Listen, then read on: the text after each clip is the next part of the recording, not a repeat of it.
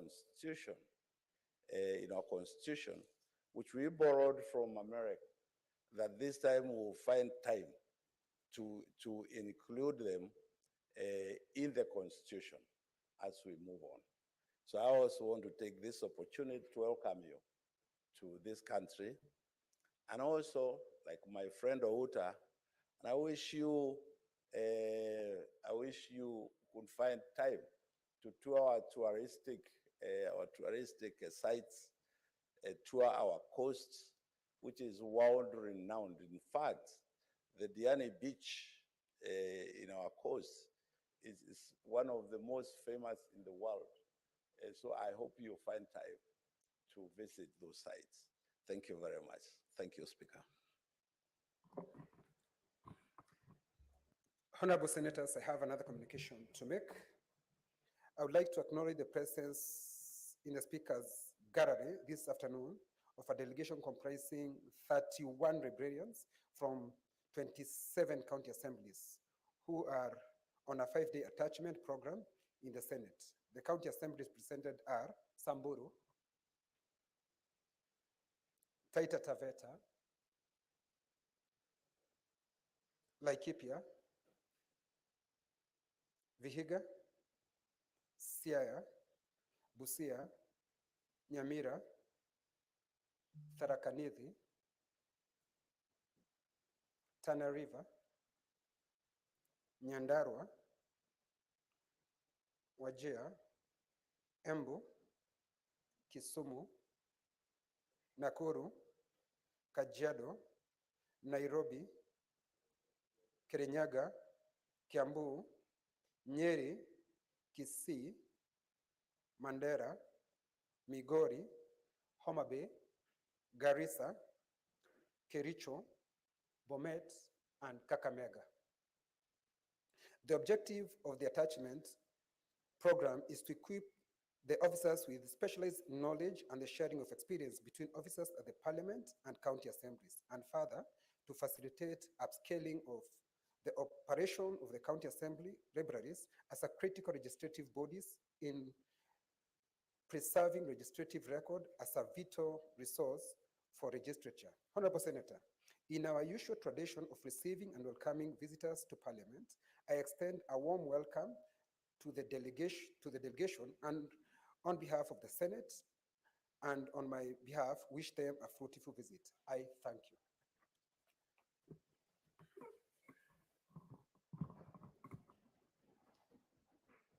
Honorable George Hanuri.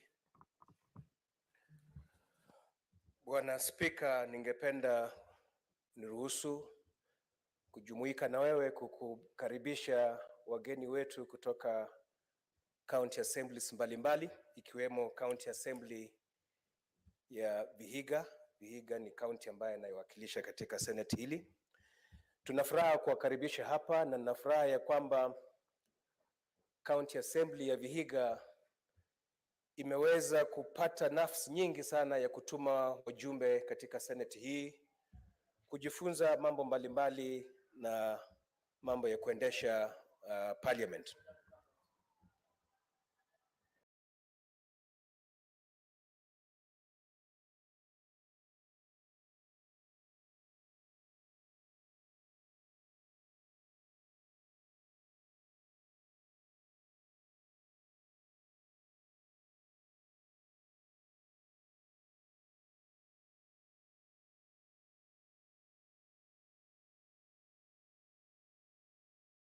Faki, pengine ni vile alivyotohoa lile jina kwa sababu na ulimuelewa, lakini tayari amekuelewa vizuri. Endelea Senator. Hata hivyo bwana Speaker, nakubali kukosolewa na Senator 001. Bwana Speaker, nilikuwa nasema ya kwamba wamepata nafasi nyingi ya kuja kujifunza mengi kwa bunge la Seneti, na nashukuru ya kwamba administration ya county hiyo inawapatia nafasi hiyo. Seneti ni mahali pazuri pa kuja kujifunza. Tuko na ile ambayo kwa kimombo wanasema best practices. Sijui 001 atanifunza best practices kwa Kiswahili tutasema namna gani. Kwa hivyo mnajifunza kutoka kwa wale ambao wanatekeleza mambo yao kwa njia ya wema kabisa. Kwenu siwezi kujitetea, nilijitetea kwa wageni wa kutoka mbali kuwaeleza ya kwamba seneti hili viti vinaonekana bure kwa sababu watu wamekimbia mashinani kutafuta kura. Nyinyi ni wa hapa, mnaelewa ya kwamba hii sio kawaida yetu. Wengi wanatafuta kurudi hapa, wengi wanataka kukuwa magavana kama mimi na wania kiti cha ugavana cha Vihiga. Kwa hivyo hii sio kawaida yetu. Tunawakaribisha na tunawatakia kila laheri mnapoendelea na kujifunza kwa wiki ile moja ambayo mtakuwa hapa. Asanteni. Senator Gertrude Musuruve. Thank you very much, Honorable Speaker, for giving me this opportunity to join you in welcoming the visitors in the House. And I want to thank the delegation that has come from the counties to be here with us. And it must be very clear, as the delegation is coming here, they must know very well that we know and we are committed to ensuring money is allocated and disbursed to the counties, and that the service delivery in the counties, but the onus is on county assemblies to ensure that the money is rightly utilized, that service delivery has been done effectively, and that public participation also has taken place effectively in the counties. I also want to thank the visiting students from the US. I've seen some of them are old, some of them are young, and this is very good because benchmarking in the Senate to see what exactly happens in leadership is very important, because when it comes to our future actually is in the hands of the youths. As we are grooming them, as they come to the Senate, they see how we are legislating, then they'll have something to take home. Honorable Speaker, I support you in actually welcoming all these visitors in the House. Thank you. Senator Mwinyi Haji Mohamed Faki. Asante Mheshimiwa Spika pia kwa kunipa fursa hii kujiunga nawe pamoja na maseneta wenzangu kuwakaribisha wahudumu wa maktaba kutoka kaunti zilizotajwa. Mheshimiwa Spika, maktaba ni kiungo muhimu cha elimu na vile vile pia cha taasisi tofauti tofauti ili kuweza kujua tunatoka wapi na nakwenda wapi. Na nafikiri yale ambayo wataweza kusoma hapa itasaidia pakubwa Mheshimiwa Spika kuweza kutengeneza maktaba na makavazi mazuri kwa vizazi vijavyo. Mheshimiwa Spika, hapa bungeni tuna utaalamu mwingi na vile vile pia tuna vitabu na stakabadhi nyingi ambazo zisaidia pakubwa kutuelimisha sisi kama maseneta na watu wengine kuhusiana na taratibu za bunge na mambo mengine kama hayo. Kwa hiyo kusoma kwao Mheshimiwa Spika, kuhudhuria kwao vikao hivi itasaidia pakubwa kuweza kujenga elimu na vile vile pia kujenga uhusiano bora kati ya bunge letu la Senate na zile kaunti ambazo zimekuja. Karibuni Mheshimiwa Spika, asante. Senator Samson Cherargei.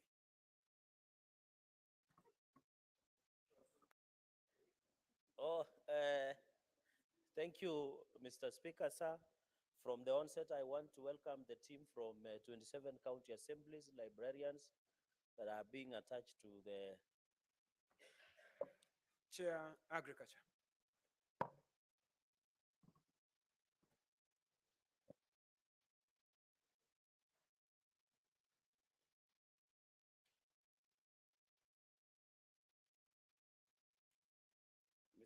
Mr. Speaker, sir, I beg to lay the following paper on the table of the Senate today, 18th May 2022. This is the report of the Standing Committee on Agriculture, Livestock and Fisheries on its consideration of the National Assembly amendments to the Coffee Bill, Senate Bills number 22 of 2020. Thank you, Mr. Speaker.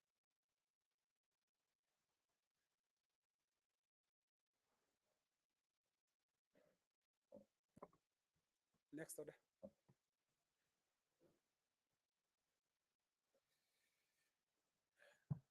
Order number 6, notices of motion. Order number 7, statements.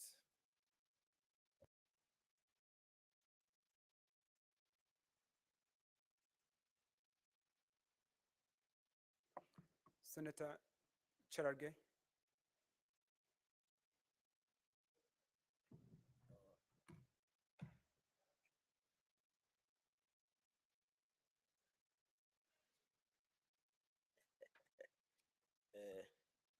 No, sorry.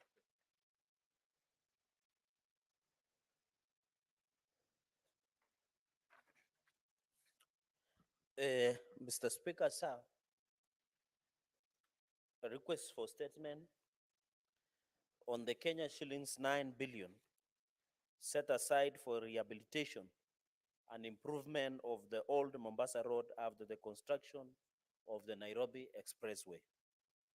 Mr. Speaker, sir, I rise pursuant to Standing Order 48-1 to seek a statement from the Standing Committee on Roads and Transportation regarding the extra Kenya shillings 9 billion that has been set aside by the Ministry of Transport to be used in rehabilitation and improvement of old Mombasa Road, in brackets lower deck, after the construction of now the famous Nairobi Expressway.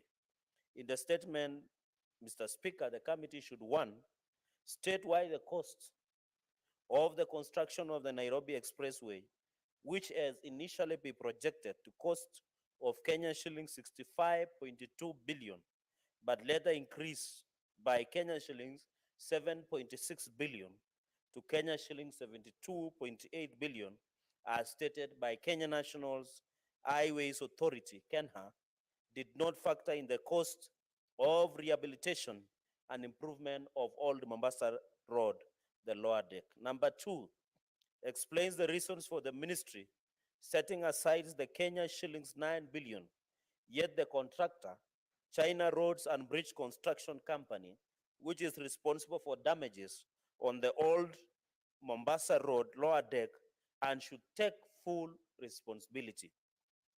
Number three, Mr. Speaker, sir, explain whether the contract had factored that was awarded to China Roads and Bridges Construction Company had factored escalation costs, stating the amount projected for escalation and variation on the construction of the road, that is now the expressway, considering this extra cost of rehabilitation of 9 billion.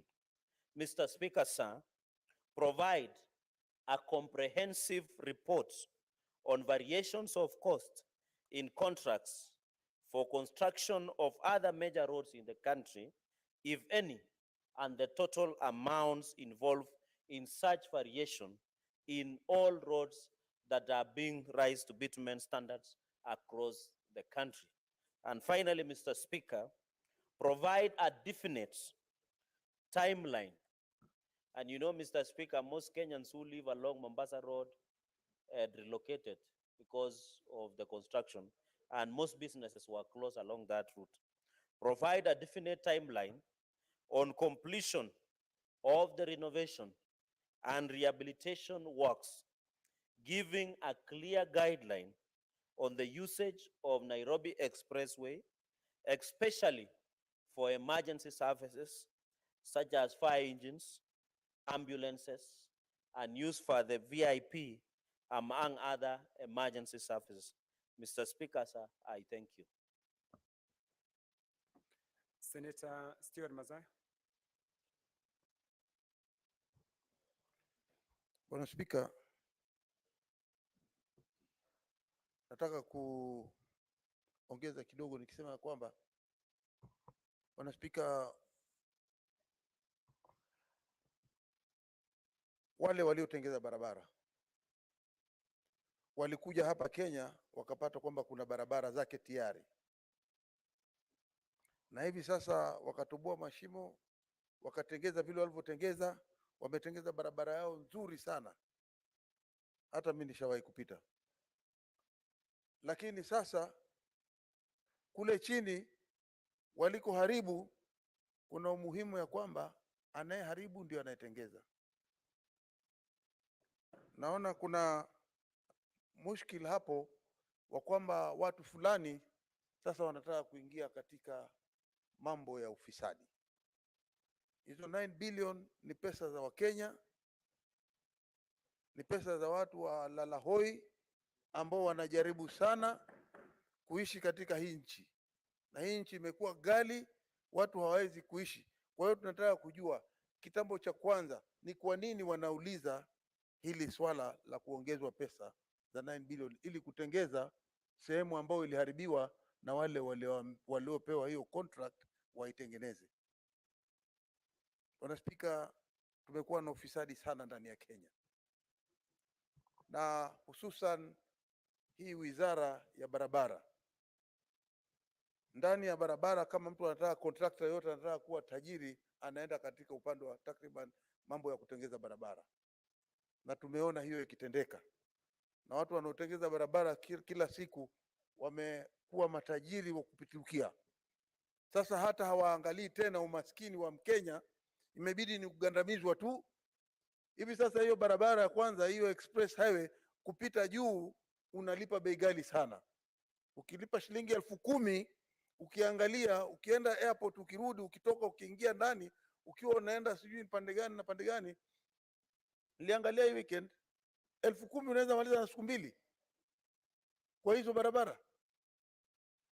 Sasa mimi naweza kukuambia wazi Bwana Spika, ya kwamba huu ufisadi wa hali ya namna hii sisi kama Wakenya hatuwezi kukubali.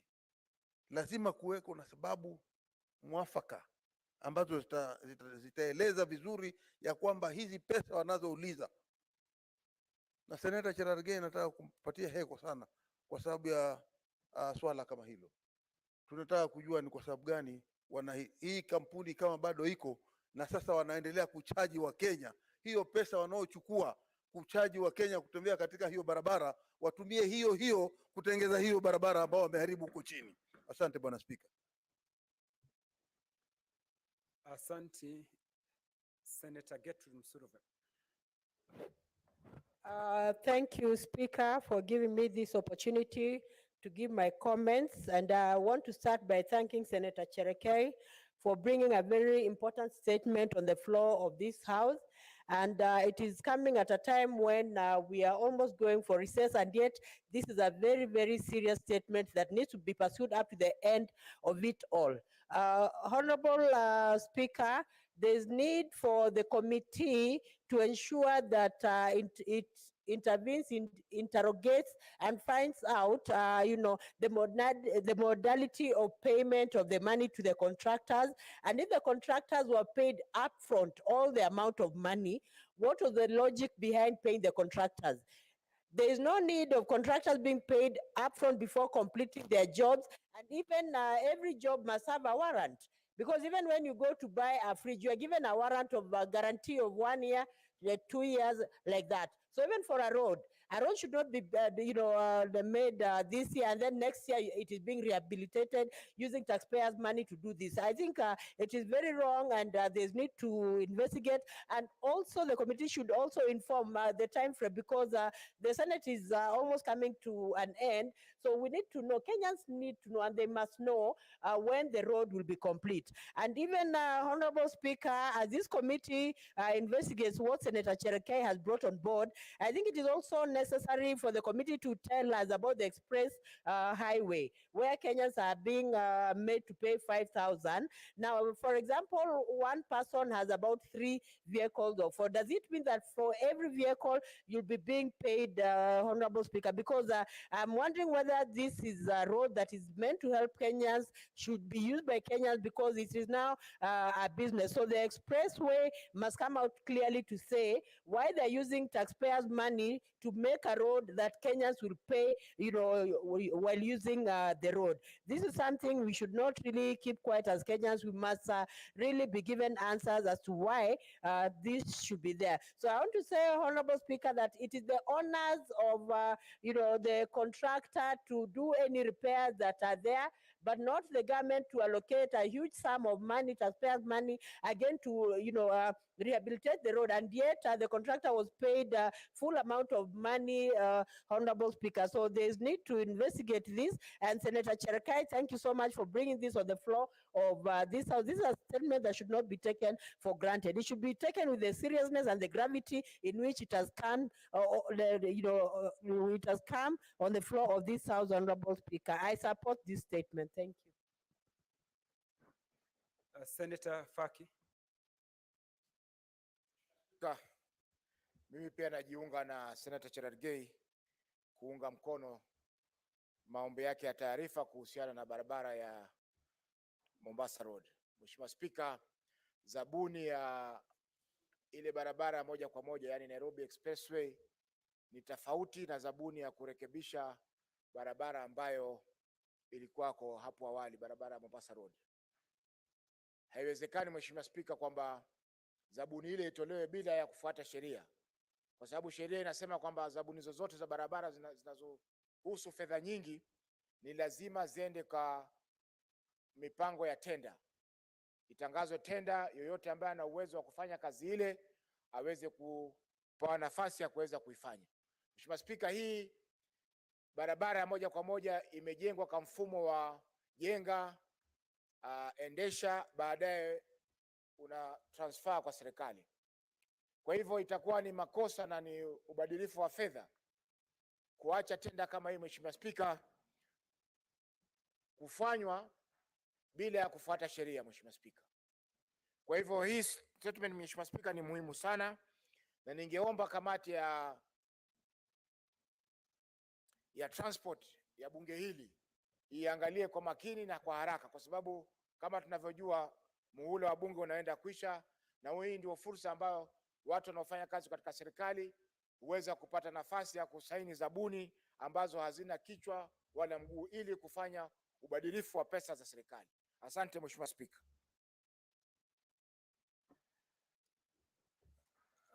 Get to Msuruve for your statement.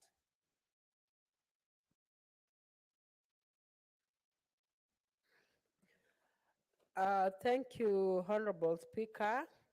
Mr. Speaker, sir, I rise pursuant to Standing Order 47-1 to make a statement on a matter of general topical concern, namely World Hypertension Day. Mr. Speaker, sir, the objective of the World Health Organization on this day is to communicate to the public the significance of hypertension and its serious medical complications, and to provide information on prevention, detection, and treatment. This day is celebrated every May the 17th. It was initiated by the World Hypertension League, an umbrella organization that unites national hypertension leagues and societies around the world. The theme for this year's World Hypertension Day is measure your blood pressure accurately, control it, live longer. In many parts of the world, millions and millions of people around the globe have died as a result of blood pressure and its related consequences. High blood pressure is often called the silent killer, and this is because most of the time it has no obvious symptoms to indicate something is wrong.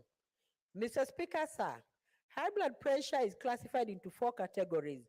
That is, we have normal, prehypertension, that is mild, stage 1, moderate, and stage 2, severe. Tommy Arima et al., that is a scholar, in his 2011 research on mortality patterns in hypertension, stated that raised blood pressure is responsible for 7.6 million deaths per annum worldwide, more than any other risk factors. Around 54% of stroke and 47% of coronary heart disease are attributed to high blood pressure. Further adding that over 80% of this burden occurs in low and middle income countries.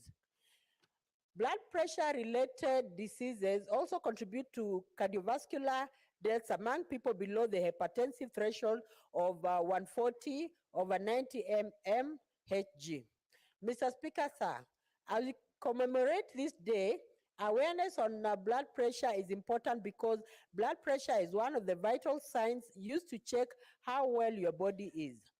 Blood pressure is measured in millimeters of mercury, that is the mmHg. The reading has 2 numbers. The first number is the systolic blood pressure, which is the pressure in your arteries when your heart. Systolic pressure, which is the pressure when your heart rests between beats. 120 over 80 mmHg. The high blood pressure is usually managed by lifestyle changes. Mr. Speaker, sir, high blood pressure can for years the body. Uncontrolled high blood pressure can lead to disability or poor quality of life, attack or stroke. Many Kenyans, high and mighty, low pressure and related causes. Mr. Speaker, sir, as we mark this day, I would like to mention with the county governments to take up the responsibility of one, creating awareness. Two, availing free blood pressure checkups in all county hospitals. Three, availing free medical awareness on how to prevent high blood pressure. And four, ensuring that every Kenyan has the highest attainable standard of health. I thank you for this opportunity and wish you all a happy belated World Hypertension Day. Thank you, Honorable Speaker. Senator Cherargei.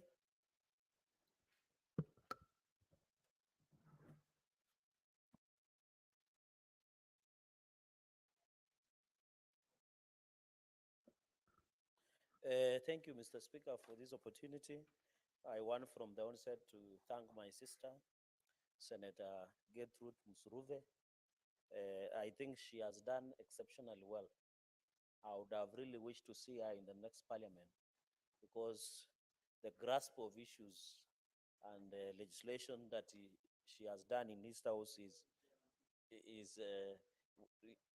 yes, I would want to see her in the next parliament, either the National Assembly or the Senate.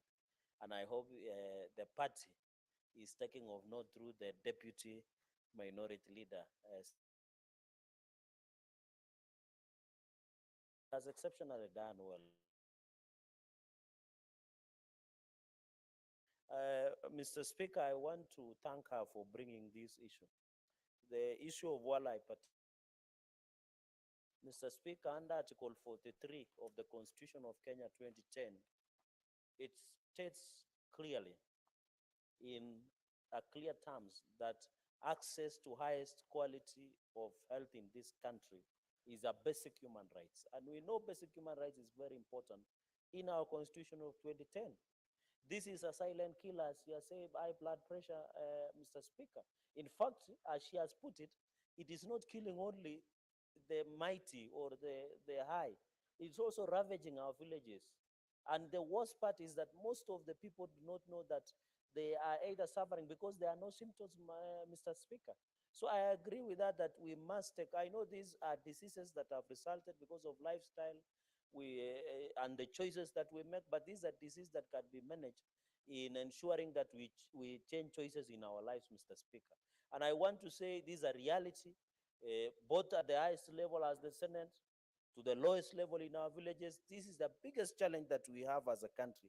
And I think as we mark this day, we must take opportunity, and as Senate, Mr. Speaker, and Parliament, and other people who are salaried or government employees or private sector, some of them have access to be able to take medical checkups once in a while. And this is important that it can be detected early so that you can live a life to the fullest, because after some time it destroys organs of the body, the symptoms are not seen, and that is why some people call it silent killer, Mr. Speaker.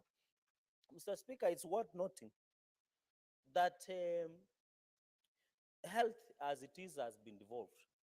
And one of the requests of our colleague is to at least create in centers, county hospitals, sub-county hospitals, local dispensaries that we have, that ordinary people can walk to, like Mosoria Sub-County Hospital, and check their pressure, be it Kapsabet County Referral Hospital, or any other part, for example, in Nandi County, any other part in Laikipia, in Embu, in any other part, including Kilifi and Mombasa. We need that access. And the reason, Mr. Speaker, we devolve the health was to ensure we bring it closer to the people. That was the real intention of devolution. But up to now, the health sector is struggling. The health sector itself is in ICU because the challenges that are facing our health in our counties is one, there is the challenge of human resource issues. You find there is always been unsettled fight with governors on the issue of hiring, salaries, emoluments, Mr. Speaker, challenges that are bedevil our health sector in our counties, Mr. Speaker. The reason, and I think the wisdom of the drafters of the Constitution to devolve health, they realize each and every Kenyan should be able to access an health center, a dispensary, level 4 hospital, county referral hospital, of course, the national referral hospital like Moi Teaching and Referral. I think there is Mbagadi, there is Kenyatta National Hospital, and many others. I think there is one that has been built in Nyeri, Mr. Speaker. These are things that governors can do, can work in,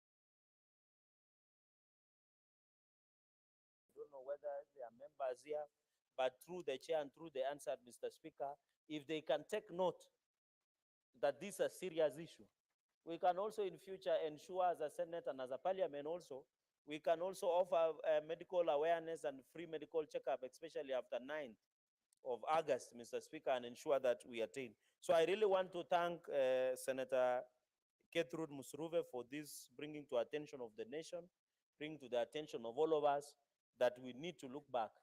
This is a silent killer. There are no vital signs, Mr. Speaker, but it is about the choices that we make in life.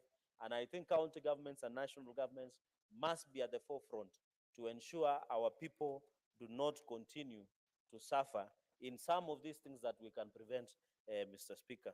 For those many remarks, Mr. Speaker, I wish all of us, and mostly our brothers and sisters who suffer from high blood pressure, Mr. Speaker, on this World Hypertension Day, and wish well and call upon the sector players in health ministry to take note of this, Mr. Speaker. Thank you, Senator Cherargei. Chairperson, Standing Committee on Roads and Transportation.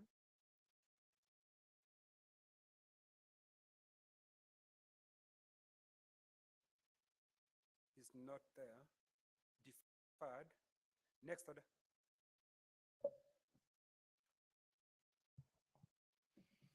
Order number 8, motion. Consideration of the National Assembly amendments to the Coffee Bill, Senate Bills number 22 of 2020.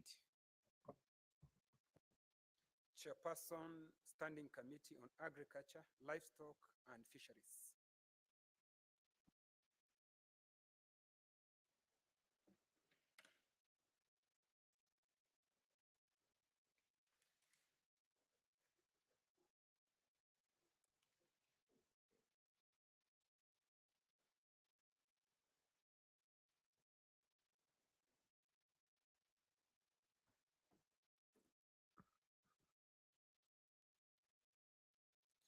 Thank you, Mr. Speaker. Mr. Speaker, that pursuant to Standing Order 159, the amendments of the National Assembly to the Coffee Bill, Senate Bill number 22, number 22 of 2020, be now considered. Mr. Speaker, sir, first I wish to thank my committee, the Committee of Agriculture, for the diligent work that they have done in considering these amendments. Secondly, I wish to thank the stakeholders, both farmers and other stakeholders, who gave us very important inputs, or who brought very important inputs to the consideration of the amendments of this bill. Mr. Speaker, you remember when I moved this bill, I enumerated the problems of the coffee farmers. I enumerated the history of the coffee in this country. I also enumerated very clearly the reasons why Senate found it necessary to introduce a bill in this House. But the main reason was to alleviate the problems that the coffee farmers in this country go through, particularly the peasant coffee farmers in this country. Mr. Speaker, with these amendments, the amendments from the National Assembly, we do not agree with them. And Mr. Speaker, the problem is we cannot agree with some and disagree with the others. It's either we agree with all of them or disagree with all of them. That's the unfortunate bit. So we may agree with quite a number of the amendments that they have brought. But Mr. Speaker, the key amendments that they have brought really cannot be agreed with. The Senate found we cannot agree to them because they do not, they actually kill the very spirit of this bill. We brought this bill, Mr. Speaker, to this House, and this House considered the bill, and this House unanimously passed that bill because in the wisdom of the members, the bill addressed the core problem of coffee farming in this country. Mr. Speaker, you will remember that this House did feature and did indicate that since independence, we have never quite gotten ourselves out of the yoke of colonialism in some sectors. And one such sector is the coffee sector. Mr. Speaker, we have done very well in many other areas, including in the coffee, sector. But Mr. Speaker, what has happened is that the farmer has been held captive by marketers, by people who control their coffee beyond where they can themselves, where they can intervene. Mr. Speaker, what happens in the coffee sector is that once the coffee leaves the farmer's farm, it goes to their cooperative society. From their cooperative society, that coffee, which at that point is called parchment, moves on and goes to somebody called a miller, whose miller is licensed currently by AFA, but whose miller now mills that coffee. Mr. Speaker, after the coffee is milled, then it's taken to the auction. When that coffee is milled, Mr. Speaker, that is where the grades, coffee grades are realized, the grades which are taken to the auction. Mr. Speaker, the farmer has no way of knowing what kind of grades his coffee has realized until they are told by the millers. But Mr. Speaker, the mischief in the coffee industry in this country has been that the same miller has also been the marketer. The same miller holds two licenses, milling license and marketing license. So the mischief, Mr. Speaker, sir, has been that it's only the miller who knows the grades of the coffee that they are taking to the auction. And the farmer does not know. And you know, the only information he has is what they are given by the millers. And when the coffee goes to the auction, then the same miller who now has another license called marketing license is the one who goes to market this coffee. Mr. Speaker, to cure that mischief in the bill which we passed in this House, to cure that mischief, Mr. Speaker, we introduced a direct payment system, what we call the DSS. Mr. Speaker, the DSS was meant to cure that problem, i.e., the farmers, once the cooperative or the farmer takes their coffee to the miller, the coffee still belongs to them. They can pick their coffee and take it to the auction themselves or through an agency which is appointed by them, by the farmer. That way, Mr. Speaker, the farmer will be guaranteed that the proceeds that they will get from their coffee is the actual proceed that they are entitled to as farmers. Mr. Speaker, currently that is not the case. Today, a farmer will take their coffee to a miller. The miller will now instruct the farmer, tell them you have so many bags of AA, of AB, of PB, and the miller will take that coffee to the auction, go and auction the coffee. The same marketing agent is the agent of the buyer, Mr. Speaker. And that is what has killed coffee farming in this country. That's what has driven the farmer out of their farms in coffee farming. Mr. Speaker, you will be shocked that the amount of revenue between the coffee marketing, when the coffee is taken to the auction, and what they realize when they sell the coffee, the amount therein, Mr. Speaker, is 3 times what the farmer gets paid, because the farmer is not involved in the eventual sale of their coffee. That's what this bill, Mr. Speaker, seeks to, the mischief that this bill seeks to cure. Mr. Speaker, I am shocked that when we started doing this bill, we were moving very, very well with even with the Ministry of Agriculture.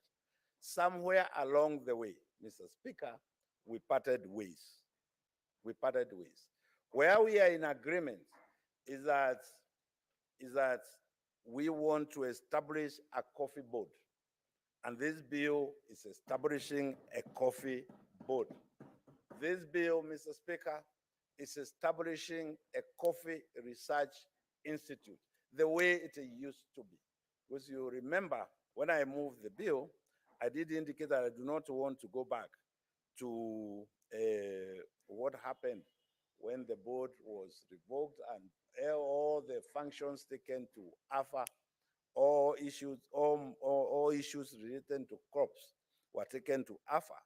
And that is where we the management of both coffee and most of other cash crops, most of other crops started to dwindle, Mr. Speaker. Mr. Speaker, This bill seeks to establish a coffee board. This bill seeks to establish a coffee research, and some of the amendments which we do not agree with